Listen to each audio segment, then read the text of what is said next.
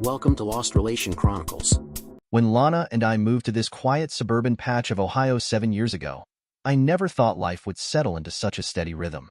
It's the kind of place where the mornings hum with the sound of sprinklers, the evenings carry the faint scent of barbecue, and the nights are so still you can hear the crickets from the next yard over. My job as a production manager at the auto plant keeps me busy during the week, while Lana takes care of things at home. She's got this effortless way of making our house feel warm and welcoming. Her baking, her knack for picking out the perfect throw pillow, the little details I wouldn't even think of. We've got good neighbors, too. Ben and Brenda live just across the street. Brenda's been Lana's friend since they were kids, and it's clear their bond runs deep. The two of them can spend hours on the porch, laughing over coffee or reminiscing about old times. Remember that time in middle school when you cut your bangs and thought you looked like a supermodel? Brenda teased one morning as they sat on our porch swing. "Oh, shut up, Brenda." Lana shot back, though she couldn't hide her grin. "At least I didn't wear neon leg warmers to every single school dance." "Hey now, neon was in," Brenda protested. "Sure, if you were trying to be a traffic cone," Lana quipped, and they both burst into laughter. Ben and I get along just fine, too, though our conversations are less animated. We talk shop sometimes. He's in logistics, swap tips on lawn care, or just shoot the breeze over a couple of beers. "Still struggling with that patch by the mailbox?" Ben asked me last Saturday. "Yeah, I think the soil's just cursed," I replied, shaking my head.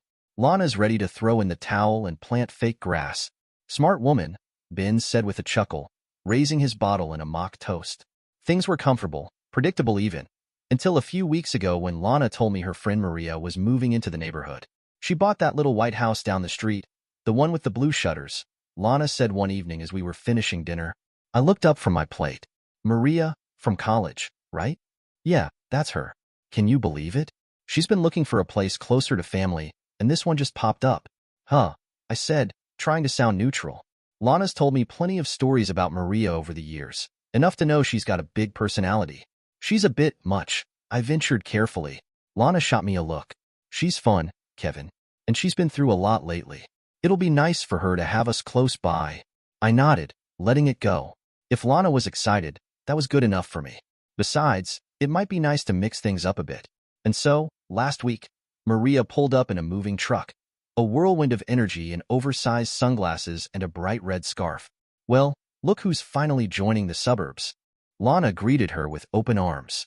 "Oh, honey, you know I couldn't resist being near my two best girls," Maria said dramatically, pulling Brenda into the hug as well. "And Kevin, of course," she added with a wink in my direction. "Glad to have you," I said, shaking her hand. Maria's arrival was bound to add a little color to our quiet street. The three of them, Lana, Brenda, and Maria, were already plotting their first girls' night out as we stood there on the driveway. "She's going to keep things lively around here," Brenda said later as we walked back to our respective houses. "That's one way to put it," I muttered, earning a laugh from Ben. And just like that, Maria was part of our little world, settling into her new home in the same neighborhood. When Lana told me Maria was moving into the neighborhood, I'd had my doubts, but I kept them to myself. I figured, how bad could it be? People change, right? But the moment I met her again, standing on our driveway with her oversized sunglasses and that too bright red scarf, the old feelings came rushing back. Something about Maria just didn't sit right with me, never had. That evening, as Lana and I were cleaning up after dinner, I finally decided to say something. "Listen," I started, drying the plates as Lana handed them to me. "About Maria. What about her?" Lana didn't look up, focused on scrubbing the pan. I hesitated. "I don't know. She just gives me bad vibes. Always has." Lana paused and looked over her shoulder at me, raising an eyebrow. "Bad vibes? Kevin, that's ridiculous. Maria's had a tough life." "I'm not saying she hasn't," I replied, "but there's something off about her. I can't explain it. And you know me. I don't usually feel this way about people." Lana sighed and went back to scrubbing. "She's been through a lot. 3 divorces, Kevin. 3. And now she's decided not to get married again. She's just trying to find some peace in her life." "Maybe she's the problem," I said bluntly. "I mean, come on, Lana. If you can't get it right the second time, maybe don't try for a third." Lana spun around, hands on her hips, her expression a mix of frustration and disbelief. "That's unfair, Kevin. You don't know what she's been through. People aren't perfect. Relationships aren't perfect. You can't just write someone off because they've made mistakes." "I'm not writing her off," I said, setting the plate down a little harder than I meant to. I'm just saying, maybe her bad luck isn't luck at all. Maybe it's her. Kevin, Lana said, her voice softer now but still firm. I get that you don't like Maria. You never have. But she's my friend. My good friend. I need you to be civil to her. Can you do that for me? I took a deep breath, trying to rein in my irritation. I'll be civil. But don't expect me to play nice beyond that. Keep her away from me, Lana. Work had been a nightmare lately. The factory was running like a well-oiled machine until last month when a fire broke out in one of the storage areas. It wasn't a full-blown inferno, but it was enough to shut us down for 3 days and throw the entire production schedule into chaos. I got the call at midnight, a manager's worst nightmare. Kevin, we've got a situation here, came the panicked voice of Sam, the night shift supervisor. There's been a fire in Bay 3. The sprinklers handled most of it, but the smoke damage. I'm on my way, I said, already pulling on my jeans. When I got to the plant, the place reeked of burnt plastic and charred wood. A few employees were milling around outside, looking dazed, while the fire department packed up their gear. Sam met me near the entrance, his face ashen. It was the wiring, he explained as we walked toward the damaged area. We've had issues with the old panels before, but this was bad. Half the inventory in that bay is toast. I spent the rest of the night assessing the damage and sketching out a plan to get us back on track. Over the next few weeks, I practically lived at the factory. Meetings with the insurance adjusters, coordinating repairs, reworking schedules. It felt like I was juggling a dozen balls and couldn't drop a single one. Meanwhile, back at home, Lana was spending most of her time with Brenda and Maria. I'd come home late at night to find the house dark and quiet, the faint smell of Lana's perfume lingering in the hallway. She'd leave me little notes, dinners in the fridge. Love you. I appreciated it, but I couldn't shake the nagging feeling that Maria was working her way further into our lives while I was stuck at the factory. After a month, things finally started to settle down at work. Repairs were done, production was back on schedule, and I told my boss I needed a break. You've earned it, he said, clapping me on the back. Take the week off. Just don't disappear completely. I'll still need you on email. When I got home that evening, Lana was in the kitchen, humming to herself as she chopped vegetables. Hey, stranger, she said with a smile when she saw me. Hey, I said, setting my bag down and leaning against the counter. Guess who's got a week off? Her face lit up. That's great, Kevin. You deserve it. Yeah, I said, watching her closely. So, what VE you been up to while I've been buried at the factory? Not much, she said casually. Just hanging out with Brenda and Maria. There it was again, Maria. I bit back a sigh and tried to keep my tone neutral. Maria's still around every day? Not every day, Lana said, giving me a look. She's my friend, Kevin. And she's been a big help while you've been busy. She even brought over a casserole last week. A casserole, I said dryly. Well, maybe she's not completely useless. Kevin, Lana said, her voice tinged with warning. I'm just saying, I replied, holding up my hands. She's been divorced 3 times, Lana. 3. If you can't get it right the second time, maybe don't try for a third. Lana set down the knife and turned to face me, her expression serious. That's not fair, Kevin. You don't know what she's been through. Not everyone has it as easy as we do. Easy? I said, incredulous. You think my life's been easy these last few weeks? That factory fire didn't put itself out, Lana. And while I was working my ass off to keep us afloat, you were what? Having brunch with Maria and swapping sob stories. That's not fair. Lana snapped, her eyes flashing. You've been gone for a month, Kevin. A month. What was I supposed to do? Sit here alone and wait for you to come home? I ran a hand through my hair, trying to stay calm. Look, I get it. You need your friends. But I don't trust her, Lana. There's something about her. I don't like it. And I don't want her around me. She's not around you, Lana shot back. She's around me. And Brenda. And she's been nothing but kind, Kevin. The least you could do is be civil. I met her gaze, my voice low but firm. I'll be civil, but don't ask for more than that. Keep her away from me, Lana. That week off hadn't started the way I'd hoped. The house felt different, like there was something unsaid hanging in the air. One afternoon, I came back from running errands and found Lana and Maria on the couch, arms wrapped around Brenda, who was crying into a tissue. What's going on? I asked, setting my keys on the counter. Lana looked up at me, her expression a mix of concern and hesitation. Ben filed for divorce. I blinked. What? Ben and Brenda? She nodded. Brenda doesn't want to talk about it yet. She's still processing. I shook my head, leaning against the doorway. I never would have guessed. Those two seemed solid. Lana sighed. Sometimes things aren't as perfect as they look on the outside. Maria, who had been quietly stroking Brenda's back, looked over at me. It's a tough time for her. We're just trying to be here for her. Something about the way Maria said it, so calm, so matter-of-fact, set my teeth on edge. I pushed the thought aside and forced a casual tone. You know what I think? It's Maria's curse. Lana shot me a sharp look. Kevin, I'm just saying, I said with a shrug. Everywhere this woman goes, marriages fall apart. Maybe it's time to consider the common denominator. Kevin, stop, Lana said firmly. She's Brenda's friend, our friend, and she's just trying to help. Be civil. I raised my hands in mock surrender. Fine, fine. I'll keep my thoughts to myself, but I didn't stick around. The atmosphere in the house felt heavy, and I needed to clear my head. I grabbed my jacket and headed out, deciding a drink might help me unwind. I ended up at O'Malley's, the local bar, nursing a beer and replaying the afternoon in my mind. That's when I spotted Ben sitting in a corner booth, a glass of whiskey in front of him. He looked like hell, disheveled and hollow-eyed, like a man carrying the weight of the world on his shoulders. Ben, I said, sliding into the seat across from him. Didn't expect to see you here. He glanced up at me, his expression bleak. Hey, Kevin. I gestured toward his drink. You okay, man?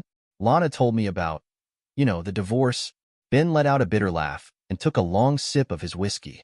Yeah, well, that's what happens when someone else starts living in your marriage.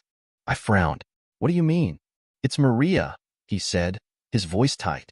She was way too involved. Brenda started consulting her about everything. Everything. To the point where she wouldn't make a damn decision without running it by Maria first. Even stupid things like buying drapes for the living room. Drapes? I asked, trying to follow.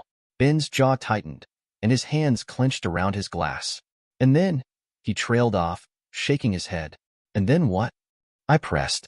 Ben's eyes welled up, and he looked away, his voice breaking. I can't, man. I just can't. Before I could ask more, he slid out of the booth and left the bar, leaving me staring after him. When I got home, I told Lana what Ben had said. She frowned, her arms crossed over her chest. I don't know anything about that, Kevin. Brenda hasn't said a word to me about Maria causing problems. Well, maybe you should ask her, I said pointedly. Because if Maria's screwing up their marriage, who's to say she won't start meddling in ours? Lana's eyes narrowed. That's not fair. Maria's just trying to support Brenda. She's been nothing but kind to her. Yeah, and look where that kindness got them. I shot back. I'm telling you, Lana, keep away from Maria. It had been one of those long, exhausting days where all I wanted was to sink into the couch and let the world fade away. The factory was back in full swing, but the pressure to meet quotas after the downtime was relentless. By the time I got home, all I could think about was a hot shower, a cold beer, and maybe catching up on that crime show I'd been watching. Lana was already in the living room when I walked in, curled up in her favorite chair with a book. She looked up as I set my bag down and walked over to collapse onto the couch. Hey, she said softly, setting the book aside. Hey, I replied, kicking off my shoes. You okay? She got up and came to sit beside me, tucking her legs underneath her. Yeah, I'm fine. Just wanted to talk to you about something. Her tone was light, almost playful, but there was something in her eyes that made me sit up a little straighter. Sure, I said cautiously. What's on your mind? She smiled, tilting her head slightly as she looked at me. Kevin, do you love me? The question caught me off guard, and I let out a small laugh. Well, of course, honey. Why would you even ask that? She reached out and took my hand, her smile growing a little wider. I've been thinking about us, about our life together, and there's something I want to discuss with you. I nodded, still trying to read her expression. All right, go ahead. She took a deep breath, her fingers fidgeting with the edge of her sleeve. You're the first person I ever dated, Kevin, and the first person I ever, had sex with. I raised an eyebrow. Okay. She smiled again, a little nervously this time. It's just that, lately, I've been feeling like maybe it's time for me to experiment a little. Experiment? Okay, let's buy a Kama Sutra book. I am all for it, I repeated, my mind already scrambling to process what she was saying. Yeah, she said, nodding. I mean, I love you, Kevin. I do. But I've been wondering what it might be like to experience other things. Other people. I blinked, trying to make sure I'd heard her right. You're saying you want to, spice things up in the bedroom? Try new things? We can do that. We'll buy a Kama Sutra book or something. Lana shook her head, her smile turning almost apologetic. No, Kevin, that's not what I mean. I want to try other men. For a moment, I just stared at her, my mind struggling to catch up. The words hung in the air like a bomb waiting to go off. Finally, I found my voice. Other men, I said slowly. She nodded. And then it hit me, like a flash of lightning. My jaw tightened, and I leaned forward, my voice low and sharp. Let me guess. Maria suggested that, didn't she? Am I right? The look on Lana's face said it all. Her eyes widened, and her mouth opened slightly in shock. She didn't need to say a word. I knew I'd hit the mark. Maria. That woman had been planting ideas like weeds in my wife's head. I stood up, the couch creaking slightly as I moved. My heart was pounding, a mixture of anger and disbelief surging through me. I turned to face Lana, my voice steady but edged with a firmness I couldn't suppress. Lana, I began. We've been married for 7 years. And not for a single day in those 7 years have I had even the slightest desire for another woman. I've been faithful to you, completely. I've never let my eyes, my heart, or my body stray. And you know what? I expected the same from you. That's what a marriage is, isn't it? Faithfulness. Commitment. Respect. She stared at me, her lips trembling as she tried to find the words to respond. I didn't let her. If my expectations are too much, I continued, my voice rising slightly, then maybe you should take some advice from your good friend Maria. File for a divorce. Lana gasped, her hand flying to her chest. Kevin, you don't mean that. You wouldn't fight for our marriage? I looked her straight in the eye, my jaw tight. No, Lana, I wouldn't. Because once you decide to break the vow, to forsake all others, you don't just break a promise. You destroy a marriage. You destroy the trust, the love, the foundation of everything we've built together. She looked stricken, tears welling up in her eyes. I didn't mean, but I cut her off again. So, my dear wife, I said, my voice dropping to a cold, steady tone, be very careful about what you decide. Because if you so much as entertain the thought of acting on this experiment, I'll file for divorce before you open your legs for another man. I didn't wait for Lana to say another word. I walked past her, my mind racing, my heart pounding, and headed straight to our bedroom. The thought of staying in the same bed as her after what she just said made my skin crawl. She followed me, her voice trembling as she called out, Kevin, wait, please, it was just a discussion. That's all it was. I didn't answer. I grabbed a duffel bag from the closet and started packing. Some clothes, my toothbrush, a few essentials. Lana stood in the doorway, her tears falling freely now. Kevin, please, she said, her voice breaking. I didn't mean to hurt you. I wanted to talk about how I was feeling. I zipped the bag shut and turned to her, my face set. And this is what you decided to talk about? How you want to sleep with other men? Do you even hear yourself, Lana? Do you understand what you're saying? She sobbed, her hands clasped tightly together. It wasn't like that. I wasn't saying I was going to do it. I just wanted to be honest about what I was feeling. I shook my head, slinging the bag over my shoulder and brushing past her. No, Lana. The moment you let the thought of having sex with another man into your mind, you started down a path I can't follow. And right now, I can't even look at you without feeling betrayed. I made my way to the guest room, dropped the bag on the bed, and turned to face her as she stood in the hallway, tears streaming down her face.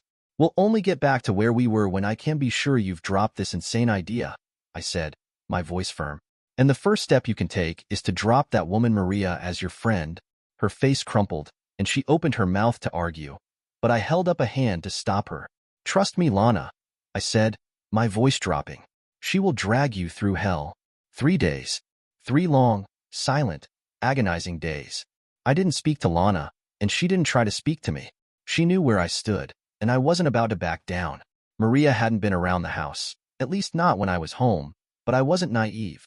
I could feel it in the way Lana avoided me, the way her phone was always near her. She was still talking to Maria. That thought simmered in the back of my mind, stoking the anger that refused to leave me. If she'd really cut ties with that woman, she'd have come to me by now, trying to make things right. Instead, she stayed quiet, like she was waiting for something. The next day, I came home from work, the tension in the house as thick as ever. Lana was in the shower when I noticed her phone sitting on the couch. She'd never been one to lock it. There was no need. At least, there hadn't been before. But now, The sight of it sitting there felt like an invitation, a test of sorts. I hesitated for a moment, then picked it up. My hands felt strangely steady as I unlocked it and went straight to her messages. It didn't take long to find what I was looking for. The chat with Maria. I scrolled, my eyes moving quickly over the texts, my anger growing with each passing word. Maria wrote, "Don't worry, he'll come around. Men always do." Lana responded, "I don't know, Maria. I don't want to lose him. I feel like I've already made a mess of my marriage just by bringing it up." Maria wrote back, "He loves you. He'll get over it. Even if you sleep around and tell him, he can't do a thing about it. It's your body, babe. You deserve all the fun." My grip on the phone tightened as I read the last message Lana had sent. "I'll think about it." I stared at the screen, my chest tightening, my anger boiling over into something colder, sharper. "I'll think about it." So, Lana was still thinking about it. My hands were trembling, not with hesitation but with cold, calculated anger as I forwarded the screenshots from Lana's phone to mine.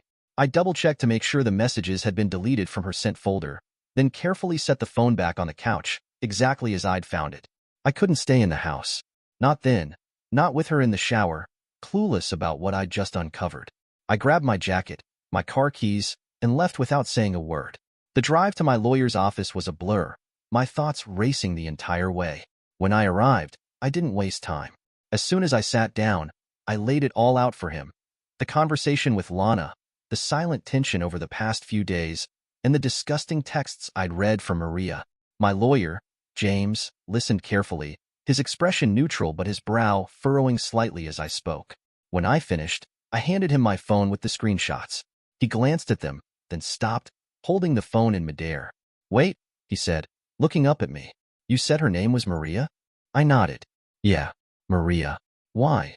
He leaned back in his chair, crossing his arms. "I was in court for her last divorce. I didn't represent her, but I remember the case. She's been divorced 3 times, Kevin. In every single one of those marriages, she was caught cheating with multiple men. Every time, she claimed her husband was abusive, and every time, the court sided with her." I frowned, my grip tightening on the edge of my chair. Why would the court believe her? James gave me a grim look. "Because she's a damn good actor. She knows how to work the system, and unfortunately, she's gotten away with it. You need to be very careful about her influence on your wife." I exhaled sharply, trying to process this new information. "What do I do, James?" He studied me for a moment, then asked, "What do you want? Divorce? Separation?" I shook my head. "No," I said firmly. "I still want to be with my wife. I still love her, and I'm willing to work through this, as long as she doesn't cheat on me. That's the line I can't cross." James nodded slowly. "Then here's my advice. Keep an eye on her. Watch for any changes in her behavior, any signs that she's moving further down this path. And most importantly, try to talk to her. See if there's still a chance to steer this ship back on course." I left James's office determined to have a final conversation with Lana. I needed to know where we stood, whether there was still something to salvage. But fate had other plans, and I never got that chance. When I got home, Lana wasn't there. Her car was gone, the house empty and quiet. I tried calling her, but she didn't pick up. The calls went straight to voicemail, over and over again. Frustrated, I decided to wait. That evening, as I sat in the living room, staring at my phone and wondering where she was, it rang. The number on the screen was unfamiliar, but something in my gut told me to answer. "Mr. Kevin?" a man's voice asked, serious and professional. "Yes," I said, already feeling the tension rising. "This is Officer Daniels with the local police department. We need you to come to the hospital. There's been an incident involving your wife." The world seemed to stop spinning for a moment. "An incident?" I repeated, my voice trembling. "What happened? Is she okay?" "Please just come to the hospital, sir," he said, his tone giving nothing away. I didn't waste a second. I grabbed my keys and rushed to the hospital, my mind racing with worst-case scenarios. When I arrived, the fluorescent lights of the emergency room burned harshly against the night, and there, standing just outside the entrance, was Maria. She saw me and started walking toward me, her face pale and drawn. "Kevin, wait," she said, reaching out to me. I shook my head and brushed past her. "Not now, Maria," I snapped. I didn't have the patience or the energy to deal with her. Inside, the smell of antiseptic hit me like a wall, and the nurse directed me to Lana's room. When I walked in, she was lying on the bed, her face streaked with tears. She looked at me, and for a moment, It seemed like she wanted to say something, but I didn't have time to process it because the doctor approached me, pulling me outside. "Mr. Kevin," he said, his voice calm but clinical. "Your wife sustained some injuries to her vagina. They will heal in a few days, but I'd recommend laying off sexual activity until she's fully recovered." I stared at him, his words not making sense. What are you talking about?" I asked, my voice hoarse. Before he could respond, the cop who had called me appeared. He gestured for me to step aside, away from the doctor and Lana's room. "Mr. Kevin," he began carefully, "your wife was found at a party during a drug raid. She was in a very compromised position with 3 men. The air seemed to leave my lungs, and I felt like I might collapse." "What do you mean? Compromised how?" He hesitated, then said, "She was engaged in sexual activity with them. When we found her, she was crying and claimed that the men forced her." A small sliver of hope rose in me, that maybe she had been a victim in all this. But the officer's next words shattered that. "We reviewed the CCTV footage from the property," he said, his tone grim. "She wasn't forced. She was there on her own will. We are still investigating the assault angle, but it seems a bit difficult to prove." I walked into Lana's hospital room, my heart pounding with a mix of anger and confusion. There she was, lying on the bed, her face blotchy and tear-streaked. She kept repeating the same words over and over again, like she was trying to convince herself. I didn't want to, but they forced me. I couldn't take it anymore. I walked over to her and gently placed my hand on hers, trying to offer some comfort. "Just rest, Lana," I said quietly. "We'll figure this out." But I couldn't stay in that room. The words, the situation, it was all too much. I walked out of the room, my mind racing. As soon as I stepped into the hallway, I saw Maria. She caught my eyes and froze, her face going pale when she saw how furious I was. Without a word, she turned and ran for the exit. I didn't chase her. There was no point. I knew I'd deal with her later. I stayed with Lana at the hospital, sitting by her side and doing my best to care for her, even though the thought of her betrayal gnawed at me. I called my boss to let him know what had happened, and he gave me a few days off to take care of everything. The next day, I took Lana home. I didn't say much during the ride, and neither did she. We both knew the silence was thick with the weight of everything that had happened. At home, I took care of her, made sure she had everything she needed. I cooked for her, helped her with the things she couldn't do on her own. But I never stayed in the same room with her. She had her own space, and I had mine. It felt like the only way to keep the distance I needed. A week later, I came home to find Lana sitting on the edge of the bed, her expression hopeful, like she was trying to piece things back together. "Kevin," she said softly, her voice trembling. "I love you. I want us to move past this. I want you to come back to the bedroom. I want to make love to you." I stood there, my body rigid, the words cutting through me. I didn't say a word. I just turned and walked out of the room, not trusting myself to speak. For the next 2 days, Lana wouldn't stop begging me. She kept trying to talk, apologize, promise things would be different. But I couldn't bring myself to respond, not when everything inside me felt so torn apart. I couldn't pretend things were fine. On the 3rd day, I finally told her to come to the kitchen table. She walked in, her face a mix of hope and desperation, like she was waiting for some kind of sign from me. I sat down across from her, folding my arms, trying to keep my emotions in check. "Do you still want to experiment, Lana?" I asked, my voice steady but cold. She looked at me, unsure, and I saw the anxiety in her eyes. "What do you mean?" she asked, her voice barely above a whisper. I didn't answer directly. I just said, "Call Maria. We need to talk." She looked confused, but she didn't argue. She took out her phone and called Maria. I could hear a muffled conversation on the other side of the room, Maria's voice light with curiosity. "Has Kevin forgiven you?" she asked. Lana's response was barely audible, but I heard her say, "Maybe, yes." A few minutes later, Maria walked through the door. She sat down in one of the chairs without saying a word, her eyes glancing between Lana and me. I didn't waste any time. I looked at Lana, making sure she knew this was serious. "How did you get to that party, Lana?" Her head immediately dropped, her eyes cast down to the table. I went with Maria," she muttered, her voice small, like she was trying to shrink under the weight of my questions. "And did you know there were men waiting for you when you got there?" I asked, not giving her any leeway. She nodded, her face flushed with shame. "Yes," she whispered. "So, you knew exactly what would happen. You knew you would have men to entertain you," I said, my voice turning harsh. "You were not forced." She looked up at me then, tears brimming in her eyes. I reached there, but I changed my mind at the last moment. I told them to stop, but they didn't. And then, just like that, she started crying again. So, let me retrace what happened.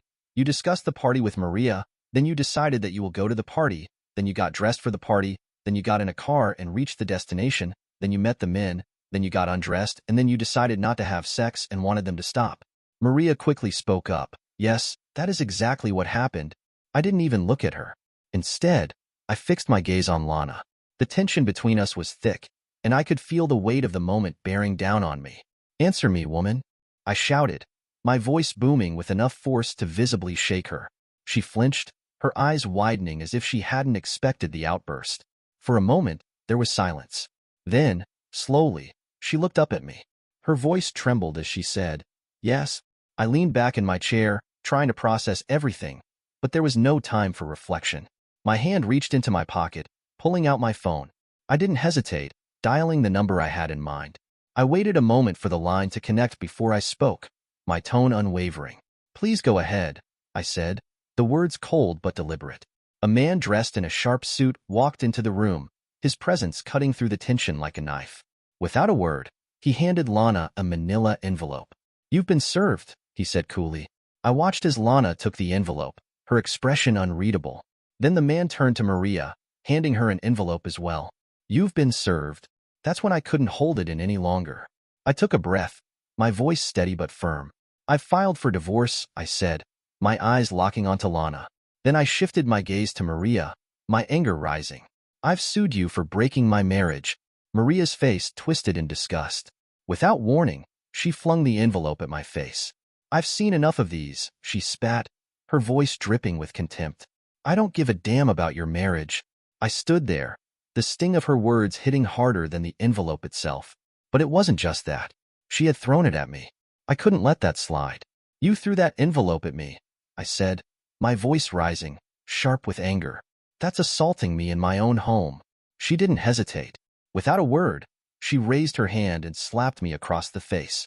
I got up, the anger burning through me, but deep down, I knew she had crossed the line. Maria ran out of the house, and I could see it in her eyes. She knew she had gone too far. I wasn't going to let this go. I followed her, running after her into the cold night. She quickly got in her car, slamming the door shut, and took off. Without thinking, I jumped into my truck and sped after her, determined to catch up. She should have headed home, but no, she took off onto the freeway. The rain started coming down harder, the sky darkening as the headlights of our vehicles cut through the storm.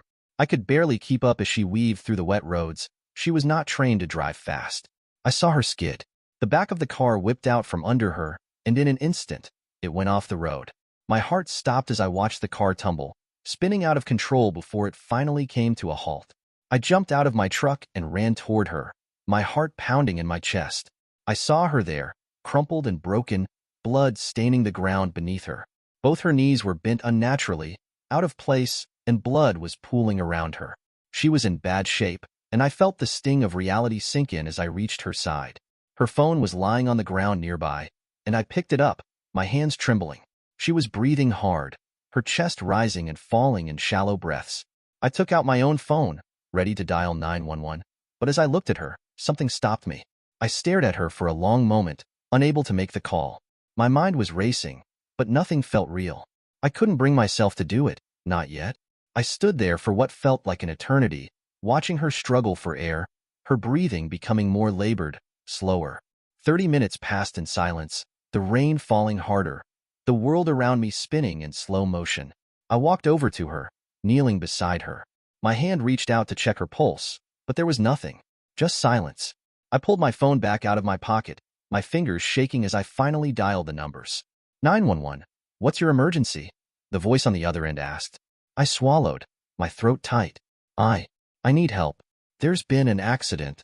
I stood there, waiting for the team to arrive. It felt like time had stopped, the rain still pouring around us, the air thick with a heaviness I couldn't shake. When they finally came, I heard the words I had been waiting for. The victim is dead. I left shortly after, my mind numb as I drove home. I didn't know what to expect, what I was going to walk into. But when I walked through the door, there she was, Lana, still crying, still reeling from everything. I stood there for a moment, just watching her. The weight of the world was pressing down on me, and I didn't know how to say what needed to be said. Finally, I spoke, my voice steady but cold. I lost her, I said. I'll get her next time. I know I lied, but then my happy life was just killed by that witch. The tears in Lana's eyes intensified, but I couldn't feel any sympathy. My mind was already miles away. I took a deep breath before continuing. You should start packing your things. I want you gone by morning. Her sobs increased, but I couldn't allow myself to be moved by them. She pleaded, but I stopped her with a look. Lana, I said, my voice softer now but still firm, you did everything I warned you about. You thought about sleeping with other men. You arranged for it. You did more than what I consider cheating. You crossed lines that I can't unsee. I paused, watching her as she struggled to process my words. I filed for divorce based on irreconcilable differences. I went on, each word deliberates. Not because of your cheating, but because I cannot live with you, constantly looking over my shoulder, wondering if you'll let another friend poison you and destroy my marriage. The next morning, Lana was gone. She packed her things quietly, avoiding eye contact with me. She left without a word, but I could see the anger, the confusion, the bitterness in her eyes. I didn't try to stop her. I didn't try to hold on to anything. I had made my decision, and it was final. Lana fought the divorce petition with everything she had. She hired lawyers, tried to spin the story, but I wasn't backing down. She even suggested therapy, trying to salvage something, anything, but I wasn't interested. I shrugged off her attempts at reconciliation. I'd had enough of her lies, her manipulations. The trust was gone, and it couldn't be repaired. A year passed before the divorce was final. The whole process drained me. I lost a lot of money, not just in court fees, but in the final settlement. But the one thing I didn't lose was the house. It was the one thing I could hold on to, the one piece of stability I had left. I found out that Ben and Brenda had gotten divorced too. It wasn't something I expected, but when I met Ben one day, we ended up talking about everything. It felt like two men who had both been through the same storm, in different ways, but still scarred by the same kind of betrayal. He looked rough, worn out from the battle, the kind of exhaustion only a divorce could bring. We sat down over a drink, and he started to open up about what had happened. You know, Ben said, staring into his glass, Maria poisoned Brenda's mind. She kept talking about this idea of an open marriage, about being free and not being confined. I didn't know what to think, but Brenda started buying into it. Maria got into her head, telling her it was the only way to be happy, to not feel trapped. I could feel the anger building up in his voice as he spoke, but there was a hint of sorrow too, like he was mourning what could have been. Everything changed after that, Ben continued, shaking his head. Brenda started pulling away, becoming someone I didn't even recognize. She wasn't the woman I married anymore. I didn't know what to say. I could relate to his pain, to the feeling of being deceived. But in the end, Ben looked me in the eye and said, "So I got divorced." I listened to Ben, feeling the weight of his words as he spoke about Brenda. It was painful to hear how Maria had gotten in her head, how she had turned everything upside down. I had my own experience with Maria, and hearing his story only confirmed what I already knew. I looked at Ben, shaking my head. "Maria's a snake," I said, the bitterness in my voice undeniable. She never wanted any of her friends to have a good married life. I honestly think she was jealous of what we had. She couldn't stand seeing other people happy in their relationships. She wanted them all to be like her. Messed up and broken. Ben sighed, taking a slow drink. "I guess we were both fools, huh?" "We were," I agreed, clinking my glass against his. "But now we know better." I don't even know why I didn't see it sooner. Maria had a way of getting into people's heads, manipulating them. It was like she wanted to destroy everything good around her. I paused for a moment, thinking about my own pain. "I filed for divorce, you know," I said quietly, looking at Ben. "It wasn't just the cheating. It was the constant fear, the wondering if she was going to find another friend to poison her mind, to pull her further away from me. I couldn't live like that anymore." Ben nodded, a silent understanding passing between us. We both knew the cost of what we'd been through. From that point on, Ben and I started meeting occasionally. We didn't talk about the past every time, but it was always there, lingering beneath the surface. Sometimes it felt good just to have someone who understood, someone who had been through something similar. Lana spent some time in therapy after everything, trying to pick up the pieces of her life. A few months later, she remarried. It was almost like everything was moving forward for her, like the past didn't matter. She got what she wanted in the end, and I was left with a sense of emptiness. As for me, I'm still here, still single. I occasionally date, but I keep my distance from love. I can't let myself get close to anyone like that again. It hurts too much. Dear listeners, please share your thoughts in the comments section below, and don't forget to like, share, and subscribe.